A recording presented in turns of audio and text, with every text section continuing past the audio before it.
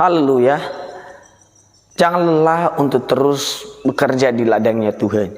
Jangan lelah untuk melayani Tuhan. Jangan lelah untuk memberikan yang terbaik kepada Tuhan. Sebab Tuhan sudah terlebih dahulu memberikan kita yang terbaik. Dia terlebih dahulu melayani kita dengan kasih-Nya. Dia terlebih dahulu memberikan kita contoh di dalam kehidupan kita. Bahkan Dia terlebih dahulu memberkati kita, menyediakan segala yang kita perlukan dalam hidup ini. Tuhan menciptakan alam semesta ini, Tuhan menciptakan semuanya terlebih dahulu apa yang dibutuhkan oleh manusia, supaya ketika kita ada di bumi ini, semua yang kita butuhkan sudah disediakan Tuhan. Maka dari itu, saudara-saudara dimanapun Anda berada, dan kita semua sebagai anak-anak Tuhan yang percaya bahwa Tuhan itu ada, yang percaya bahwa Tuhan itu bertakhta, jangan khawatir akan hari esok. Sebab di dalam Tuhan ada segala sesuatu, dan di dalam Dia bertumbuh segala sesuatu. Sebab itu carilah Tuhan, maka segala sesuatu Tuhan cukupkan dalam hidup kita. Segala sesuatu sudah siapkan yang terbaik dalam hidup kita ketika kita bersandar penuh kepada Tuhan. Maka mungkin keadaan kita tidak seindah dengan yang kita pikirkan, tidak seirama dengan apa yang kita idamkan.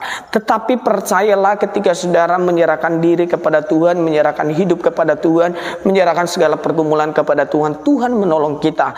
Anak-anak muda, jangan khawatir akan masa depanmu. Jangan khawatir akan pasangan hidupmu. Jangan khawatir akan bagaimana hari esok. Tetapi khawatirlah ketika saudara tidak pernah menemukan cinta Tuhan dalam hidupmu. Ketika saudara sudah menemukan cinta Tuhan, maka Tuhan akan mempertemukan Anda dengan orang-orang yang sedemikian rupa membentuk saudara untuk menjadi pribadi yang lebih baik.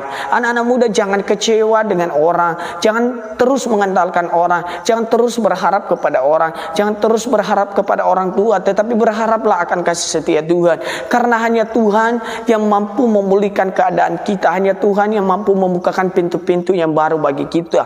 Maka dari itu, kita sebagai orang-orang yang percaya kepada Tuhan, teruslah berdoa kepada Tuhan, teruslah serahkan hidupmu kepada Tuhan. Di akhir zaman ini kita harus teguh di dalam iman kita. Di akhir zaman ini kita harus teguh di dalam pengikutan kita dengan Tuhan, supaya kita mendapatkan mahkota kehidupan. Yang kita idamkan adalah mahkota kehidupan. Kesuksesan dunia ini boleh saja, kesuksesan dunia ini bisa saja terjadi dalam hidup kita. Apa yang kita capai di dunia ini tidak menjamin kita untuk mendapatkan mahkota kehidupan. Tetapi iman yang berpusatkan kepada Tuhan, iman yang mengandalkan Tuhan, iman yang bergantung kepada Tuhan, iman yang merendahkan diri, merendahkan hati, tidak mau hidup di dalam dosa lagi, mau menjadi berkat bagi sesama, mau menjadi terang. Itulah yang membawa kita semakin hari semakin dekat dengan Tuhan. Pengorbanan Tuhan Yesus sudah cukup jelas dalam hidup kita.